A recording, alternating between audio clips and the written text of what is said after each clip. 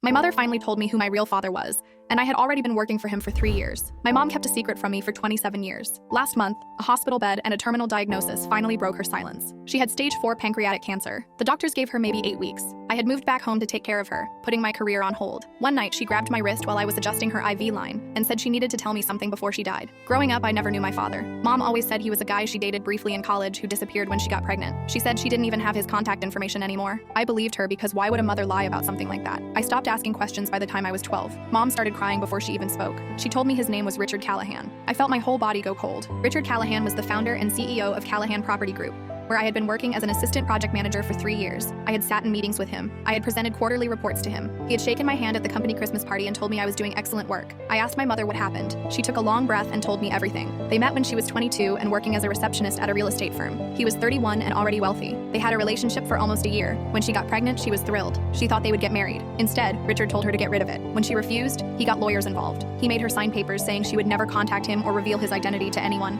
In exchange, he gave her a settlement, enough to get by but nowhere near what he could afford. He told her if she ever broke the agreement, he would destroy her. She was young and scared and alone. She signed. Then he married someone else 6 months later, a woman from a wealthy family with connections. They had 2 kids together, the ones I had seen in the photos on his office wall. The perfect family portrait while I existed as his dirty secret. I didn't know what to do with this information. Part of me wanted to confront him immediately. Another part wanted to pretend I never learned the truth. For 2 weeks, I just kept going to work like nothing changed, watching him walk past my desk every morning. Then something stupid happened. I left my purse in the conference room after a late meeting. Inside was the old photograph I had found in my mother's belongings, the one showing them together from 1996. I had been carrying it around, trying to decide what to do. By the time I realized it was missing, Richard's assistant told me he had already found it and taken it to his office. The next morning, he called me in. He closed the door and just stood there holding the photograph. His hands were trembling slightly. He asked me where I got it. I told him my mother gave it to me. I told him I knew everything. For a moment, I saw something in his face. Recognition, maybe even relief, like a weight he had been carrying for decades was finally being acknowledged. He sat down heavily in his chair and rubbed his eyes. Then he looked at me and said he was sorry, but this could never come out. He had a reputation. He had a family. He had investors and board members and a legacy he had spent 40 years building. If people found out he had abandoned a pregnant woman and hidden a child, everything would collapse.